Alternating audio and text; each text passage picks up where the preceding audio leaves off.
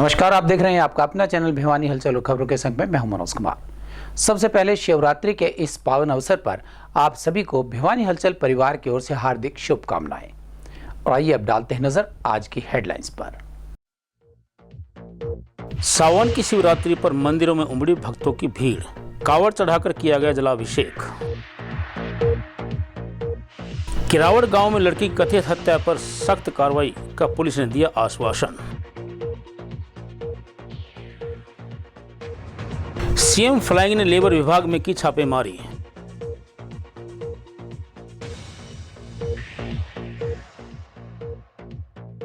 बारिश के बाद किसानों के चेहरे खिले। और अब खबरें विस्तार से। शिवरात्रि के अवसर पर छोटी काशी भगवान शिव के रंग में रंगी नजर आई। शहर के मंदिरों में श्रद्धालु सुबह सवेरे से ही भगवान शिव की पूजा अर्चना करने गंगा से लाए हुए जल के साथ मंदिर पहुंचे। हर की पौड़ी, गौमुख, गंगोत्री से गंगा जल लेकर भक्तों ने शिवलिंग का गंगा जल से अभिषेक किया। शहर के मंदिरों को बड़ी खूबसूरती से सजाया गया और रात भर जागरण और कीर्तन चलते रहे। जोगीवाला मंदिर के महंत वेदनाथ महाराज ने दुग्ध और गंगा जल से भगवान शिव का अभिषेक किया। छोटी काशी भिवानी में सावन की शिवरात्रि पर भगवान शिव को जलाभिषेक करने के लिए सुबह 4 बजे से हरिद्वार से कावड़ लाने वालों के मंदिरों में लाइन लग गई और उन्होंने पूजा अर्चना की और हरिद्वार से आए श्रद्धालुओं ने गंगा जल से भगवान शिव का जलाभिषेक किया। वहीं जोगीवाला शिव मंदिर के महंत वेदनाथ महाराज ने कहा कि शिव भगवान आदि और अनादि हैं। उन्होंने कहा कि आज सुबह 4 बजे इंद्रदेव ने भी भगवान शिव को बारिश करके जलाभिषेक किया है। यह बड़े गर्व की बात है कि हर वर्ष शिवरात्रि को भगवान शिव इंद्रदेव जल अभिषेक करते हैं। ऐसे तो भगवान शिव आदि अनादि शिव में पूरा ही विश्व हो रहा है। सावन का जो महीना है उसके साथ साथ शिवरात्रि का जो महोत्सव है उसके अंदर विशेष करके भगवान शंकर को गंगा जल का अभिषेक कर रहे हैं। लोग बाग गौमुख से, हरिद्वार से कावड़े लेकर के गंगा जल लेकर के आए हुए हैं और पूरे उत्साह के लिए सवेरे 4 बजे से रात को 12 बजे तक प्रोग्राम चलता रहेगा। और उसके साथ साथ लोग बाग भजन कीर्तन करते हुए और गंगा जल चढ़ा रहे हैं और बड़ी ही उत्साह की रही, क्योंकि इतनी बड़ी कृपा है भगवान शंकर की। क्या सवेरे पहले भी 4 बजे भगवान शंकर ने इंद्र देवता ने भी अभिषेक किया था, आपने देखा होगा। जहरगिरी आश्रम में डॉक्टर अशोक गिरी महाराज के मार्गदर्शन में भक्तजन हर की पौड़ी और गौमुख से गंगा जल लेकर पहुंचे। महंत अशोक गिरी ने कहा कि श्रावण माह में शिव की पूजा बड़ी ही लाभकारी होती है। वहीं जहरगिरी मंदिर के महंत डॉक्टर अशोक गिरी महाराज ने कहा कि भगवान शिव के अनेकों नाम हैं और श्रावण माह के अंदर जो भगवान शिव की पूजा की जाती है वह बड़ी ही लाभकारी होती है। उन्होंने कहा कि भगवान शिव ही संभाव और समरसता के प्रतीक है। दूसरी ओर हनुमान ढाणी स्थित शिवालय के अंदर श्रद्धालुओं ने हरिद्वार से डाक कावड़ लाकर भगवान शिव का जलाभिषेक किया। गंगा जल चढ़ाकर देश में सुख और समृद्धि की कामना की।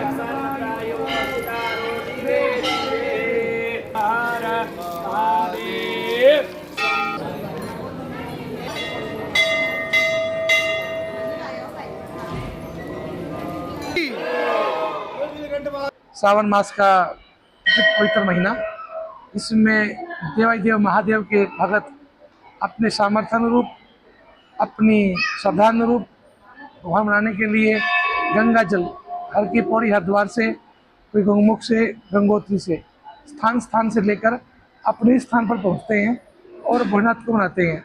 भोलेनाथ सभी तरह की मनोकामना पूर्ण करने में भगवान के अपने भक्तों के द्वारा जो पूजा अर्पण करते हैं उनको सहज और स्वीकार कर लेते हैं। उसी में आज जितने भी कावड़ी सावन से गए हुए थे आषाढ़ मास से ही, और सावन में अपने अपने स्थान पहुँचे हैं जल लेकर, उसमें दूल्हा, बैठी, खड़ी, डाक, जिसकी जैसी भावना है, श्रद्धा है, अनुरूप वह अपने भगवान को मनाते हैं, ले जाते हैं। और भोलेनाथ तो की भोले हैं, उनका पूर्ण संपूर्ण, अगर हम भक्ति की बात करें तो उनका अगर आप देखेंगे, उनका जो वो एक संकेत देते हैं, अगर देखते हैं उनका परिवार स्वयं विराजते नंदी महाराज पर और माँ विराजती है सिंह पर। नंदी का और सिंह का योनि बैर भाव है। अगर आप देखेंगे गणपति जी विराजते हैं मूषक पर और कार्तिक जी विराजते हैं मयूर पर, इन दोनों का भी योनि बैर भाव है। उसके पश्चात भगवान के गले में सर्प विराजते हैं, सर्प और मयूर का योनि बैर भाव है। योनि बैर भाव मत विचार अनेक होते हुए भी वो एक है। अर्थात अगर हम जितने भी तरह से अपने परिवार में हैं, परिवार में अनेक मत हो सकते हैं, लेकिन जब वह परिवार में रहकर एक ही रहें, भोले की साधना करें और आज परिवार को बंद कर रखे, वही भोले का भगत है। सिद्ध बेटी बाबा झारगिरी आश्रम का सेवक हूँ। मैंने हरिद्वार से गुरुजी के आशीर्वाद से हरिद्वार से भिवानी कावड़ लाया हूँ। मैंने यहाँ पे जो भी मन्नत मांगी है बाबा के दरबार से, मेरी सभी मन्नतें पूरी हुई है। वो मन्नत पूरी होने पर मैं बाबा हरिद्वार नीलकंठ से हरि की पैड़ी से वहाँ से कावड़ उठाई बाबा भोले बाबा की और अशोक गिरी महाराज जी के आशीर्वाद के यहाँ तक मेरी कावड़ सफल हुई है। इसी के साथ दूसरी ओर हनुमान ढाणी स्थित शिवालय के अंदर श्रद्धालुओं ने हरिद्वार से डाक कावड़ लाकर भगवान शिव का जलाभिषेक किया, गंगाजल चढ़ाकर देश में सुख और समृद्धि की कामना की।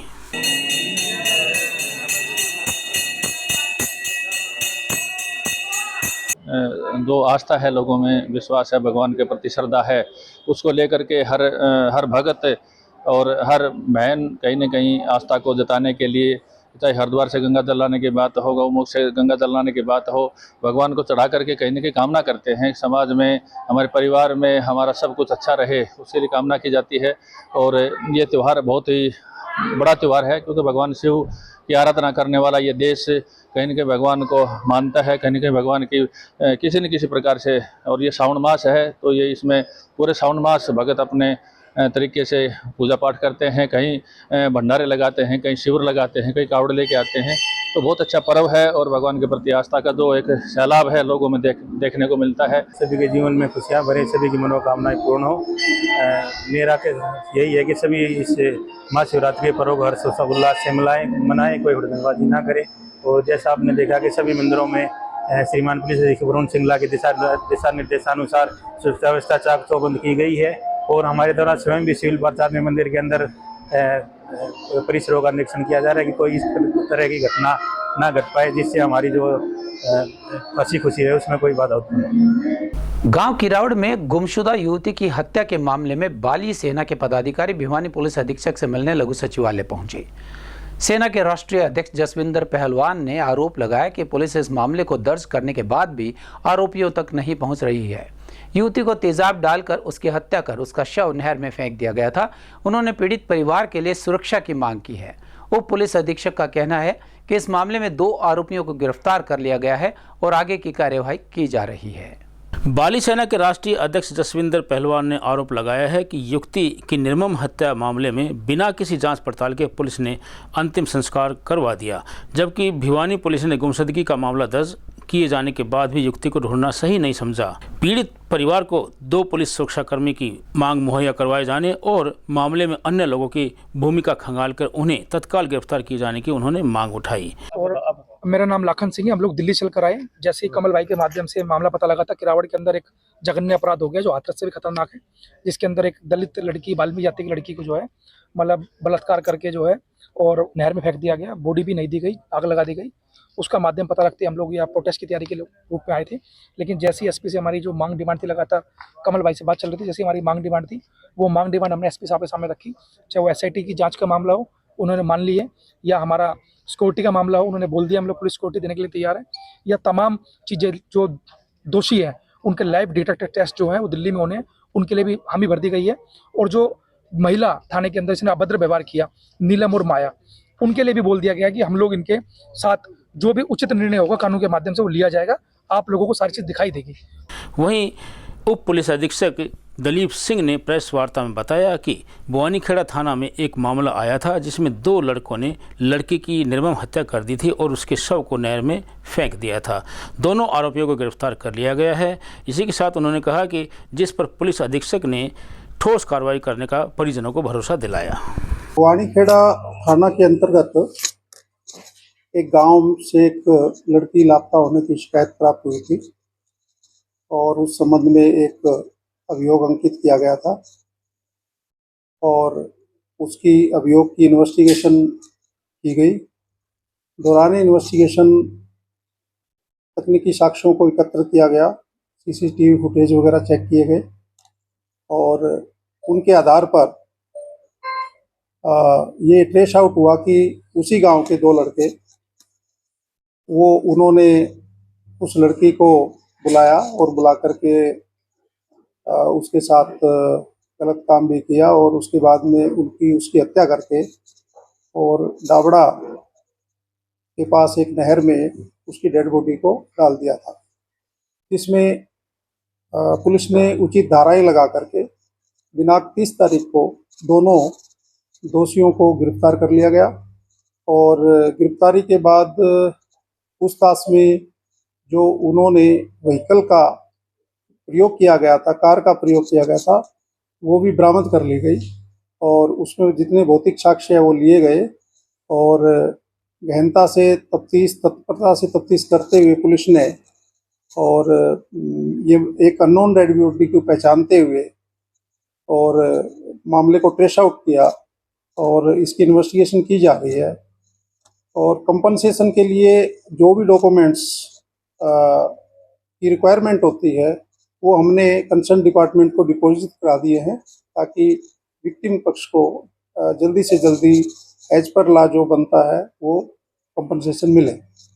मुख्यमंत्री उड़न दस्ता समय समय पर अलग अलग विभागों में छापेमारी की कार्यवाही करता रहता है। इसी कड़ी में पंचायत भवन में चल रहे लेबर डिपार्टमेंट में मुख्यमंत्री दस्ता औचक निरीक्षण के लिए पहुंचा और कार्यालय का रिकॉर्ड बारीकी के साथ जांचा। रिकॉर्ड में कमियां पाए जाने पर उसे दुरुस्त करे जाने के दिशा निर्देश दिए। वहीं सीएम विंडो से संबंधित एक ही शिकायत पेंडिंग मिली और रजिस्ट्रेशन से संबंधित 6 शिकायतें पेंडिंग मिली, जिनके निपटारे के लिए दिशा निर्देश दिए गए। छापेमारी के दौरान लेबर विभाग के कर्मचारियों ने कार्यालय का रिकॉर्ड सीएम फ्लाइंग को उपलब्ध करवाया। सीएम फ्लाइंग को सीएम विंडो से संबंधित 441 शिकायतें मिली थी, जिनमें से एक ही पेंडिंग है। वहीं लेबर रजिस्ट्रेशन से संबंधित 6 शिकायतें पेंडिंग मिली। टीम ने पेंडिंग शिकायतों का जल्द निपटारा करने के लिए अधिकारियों को आदेश दिए। उन्होंने उच्च अधिकारियों को भी इस बारे में अवगत करवा दिया। आज सीएम फ्लाइंग का छापा पड़ा, कितने एब्सेंट मिले हैं, कितने 4 कार्य कुल 4 कर्मचारी कार्यरत हैं, जिसके अंदर एक छुट्टी पे है और 3 कर्मचारी हाजिर हैं। लगा तो हमारे कार्यालय में 441 सीएम विंडो प्राप्त हुई, जिसके अंदर 5 पेंडिंग है, बाकी का समाधान हमने कर दिया। 60 रुपये कापी की फीस है, 25 रुपये अनुदान, 85 रुपये है जी न्यू रजिस्ट्रेशन का। टोटल फीस कितनी लगती है? 85 रुपये 85 रुपये न्यू रजिस्ट्रेशन मजदूर अपनी कॉपी बनवाएगा, उसके लिए 85 रुपये। रिन्यू होती है कापी बनने के बाद 60 रुपये हर साल की फीस है। लेकिन बाहर जो कापियों के पैसे ज़्यादा नहीं जाते, उसके बारे में कुछ कहना नहीं चाहूँगा। यहाँ पर लोग भी यार शिकायत भी कर रहे थे लगातार के काम नहीं कर रहे, कोई भी साइड का सामान फैमिली 40 किलोमीटर से 50 आपने रजिस्ट्रेशन का जो न्यू रजिस्ट्रेशन का जो कार्य है वो फैमिली आईडी पे आधारित है। फैमिली आईडी के अंदर मजदूर का कंस्ट्रक्शन वर्कर है तो उसके लिए उसकी कॉपी के लिए वो एलिजिबल है। ठीक है, कार्यालय में आते हैं काम के लिए करवाने आते हैं, लेकिन साइट नहीं चलती। इसमें कर्मचारी का क्या दोष है? जानबूझकर कार्यालय द्वारा कोई भी ऐसा काम नहीं किया जाता जी। काफी कितने दिन में अप्रूव हो जाती है? कितने दिन में अप्रूव हो जाती है? वो सर अब तो सीपीएस सिस्टम लागू करके सिस्टम अप्रूव्ड है। आप अप्लाई कर दो कि उस अप्लाई के अंदर 90 दिन का कार्य पर्ची 7 संलग्न ऑनलाइन की जाती है, वो वेरीफाई करवाने के बाद ऊपर सिस्टम अप्रूव्ड ऑटोमेटिक। कार्यालय के द्वारा रजिस्ट्रेशन का कोई कार्य तो अब ही है, हेल्प डेस्क सरकार ने साबित किया है 10 दिन से उससे पहले ऑनलाइन पोर्टल सीएससी से अप्लाई होती है।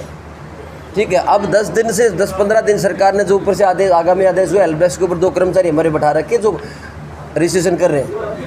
ऐसा है जी, हमारे हाजिरी रजिस्टर देखे गए जिसमें जो कर्मचारी उपलब्ध थे उपस्थित थे उनके बारे में उन्होंने नोट कर लिया और जो हमारा वर्क था उसमें केवल एक सीएम विंडो पेंडिंग है हमारी, जो विद इन टाइम लिमिट है असिस्टेंट लेबर कमिश्नर ऑफिस की, और कोई जन संवाद संबंधित कोई शिकायत हमारे कार्यालय से में लंबित नहीं।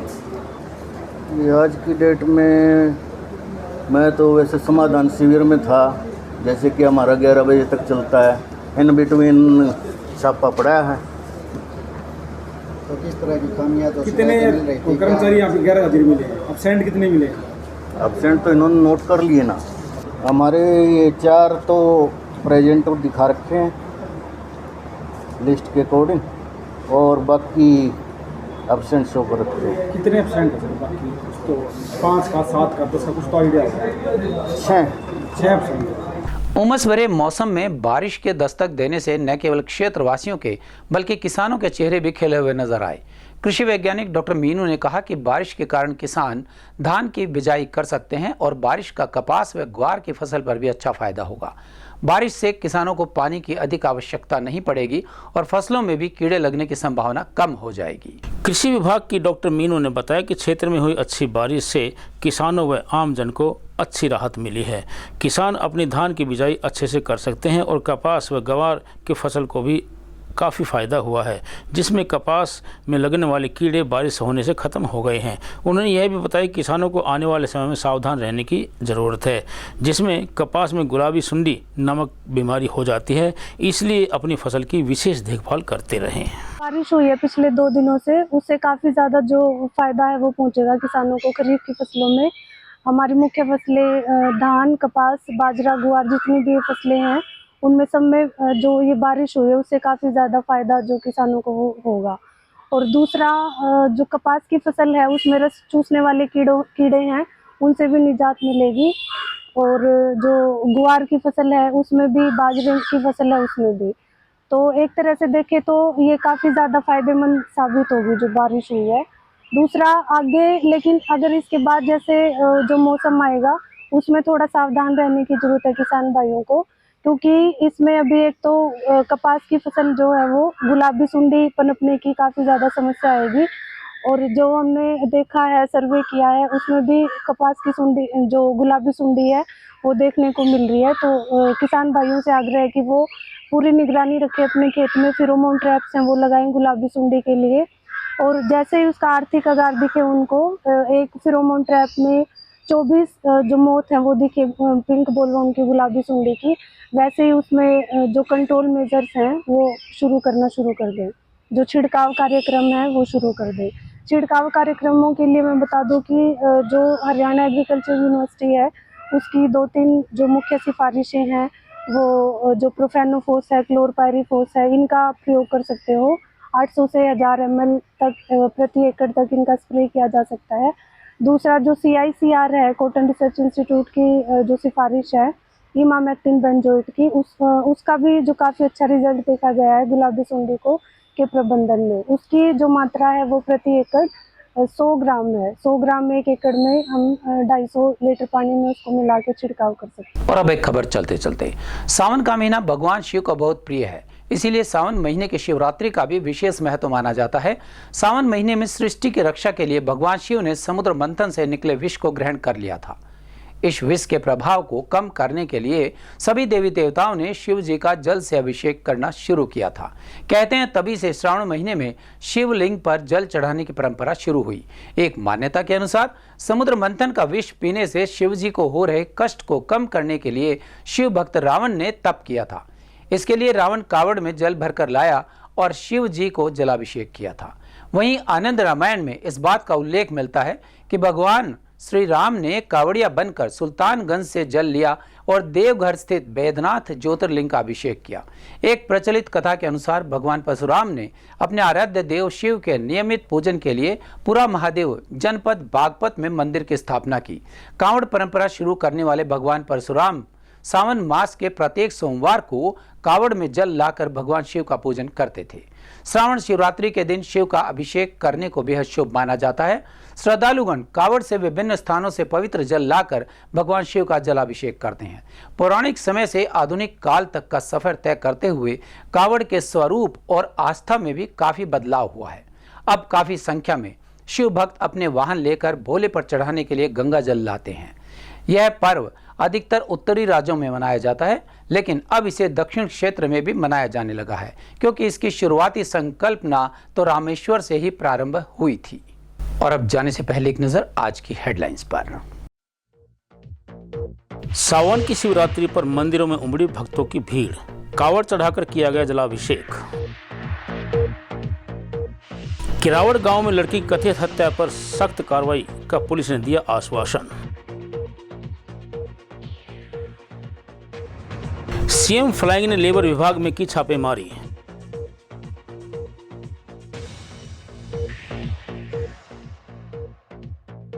बारिश के बाद किसानों के चेहरे खिले।